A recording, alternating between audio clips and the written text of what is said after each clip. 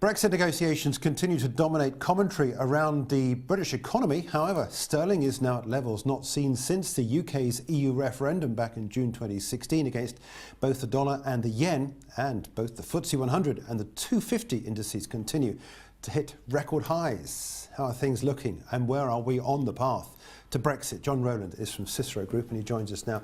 John, welcome. We've spoken to you before about your brex-o-meter. We'll get onto that in just a minute. What a general commentary, first of all, as to how you see things progressing, because we spoke earlier in 2017 when we were in fairly fresh negotiations. Here we are now with some standards that have been laid out by both sides. Yeah, I think that's right.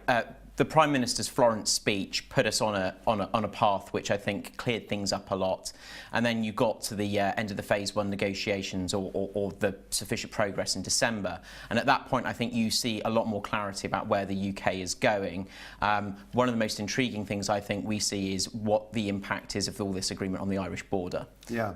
Well, on that point, let's bring up your graphic, because I think this describes a lot of what's going on. When we last spoke to you, I think the barometer or the whatever you like to look at it, the pointer was further to the right, in other words, further towards the orange. Here we are now in the middle of the yellow.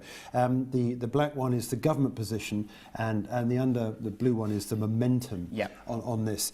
Explain what this is considering, and what you talk about Florence, but we've got a number of other factors to consider. So what we're considering here is what is the government's position and where does that place it on this spectrum between a totally hard WTO Brexit and remaining in the EU.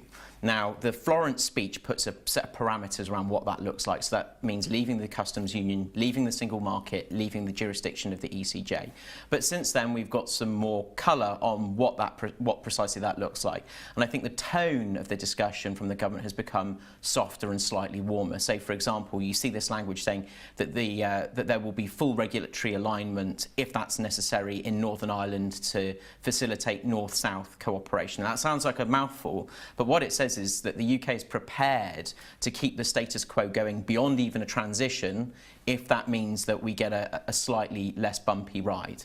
I think that's quite interesting. And the second part of it is the momentum, what we call the Brexit momentum, and that's generally what's going on in Parliament, because as the process has gone on, the Parliament has taken more control, as it were, over the process. So, for example, now we will have a meaningful vote on the withdrawal agreement. Now, the more that Parliament gets influence on this, I think the more the government will have to give pragmatic compromises here and there to Parliament in order to get a deal signed off. So I think those are two interesting developments. But doesn't it take us further away from what people perceive is the will of the people, because the majority of MPs we know have nailed their colours to the mast, and they're saying they don't want this at all. Well, yeah, I think, to be fair, I mean, the version of Brexit which Theresa May set out in Florence is still a pretty hard Brexit. You know, there's no sense that we're going to remain in the single market here. So I think what the UK is going to be is broadly a sovereign country ploughing its own furrow, but with as much cooperation as we can get away with without being in the single market and contributing. So I think you shouldn't misread this as saying, you know, the UK is compromised on Brexit. The Brexit I see happening is still, you know, a fairly hard Brexit. On your most recent release, you talk about the Irish border issue softening the UK position. You referred to this a short while ago in the interview. To what degree is Ireland at the centre of everything? It's completely at the centre, because every single issue and problem that needs to be solved in Brexit you find in the North-South issue, plus a whole extra layer of political issues layered in as well. So that is what I sometimes call a kind of a laboratory for all of the Brexit issues. It's the only land frontier. You have the history of the Troubles there, the issue about unification. All of these things come together in Ireland, and I think the one thing that everybody agrees on is they don't want to mess it up, that nobody wants to upset the political stability of Ireland, and therefore extraordinary solutions will be found in order to keep that place stable and doing well. And if you can make compromises on North-South issues, it also gives you a sense of what might be possible for the wider UK relationship with the EU. But the problem is it brings into the question about whether or not the ECJ has any involvement cross-border, which, according to Brexiteers, it should not. Customs union, as we discussed, is something where a soft border is going to implicate the UK into the customs union, which it can't. The trade deals, I mean, the whole thing doesn't seem to point to anything other than a hard border. That rather depends on whether this classic European phrase of imagination can be used. So the UK has said, look, we can't accept the ECJ jurisdiction, but that doesn't mean that you can't have some form of other arbitration court set up under treaty. I think in the case of Ireland, there would be political will to find another solution which both sides can sign up to, which is independent, which has credibility, but doesn't involve the ECJ. And I think that is simply because Ireland is just this really special case. Do you see another referendum coming to the people? I mean, as opposed to a parliamentary vote on the outcome, do you see something coming back to the people? I don't see that as a particularly high likelihood, frankly. I think what's happened is that the discussion has moved a long way, but the polls haven't really moved much. There doesn't appear to be much of a groundswell of support amongst the polling and the British people for a second referendum. I think what we've got to now is a situation where most people just want it to get delivered.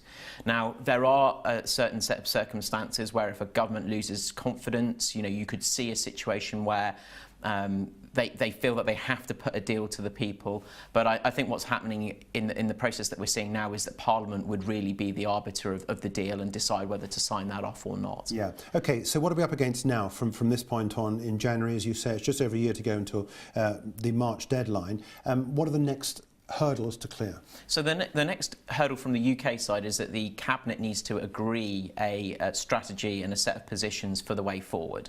Broadly, what it wants is somewhere between minimal cooperation and maximum freedom and maximum cooperation and being kind of tied to the EU's direction. There are two camps in Cabinet there. What will happen is those two sides will have to thrash it out. There will then be a common position of sorts, which we think the Prime Minister will probably communicate in a speech a bit like Florence again, maybe in February.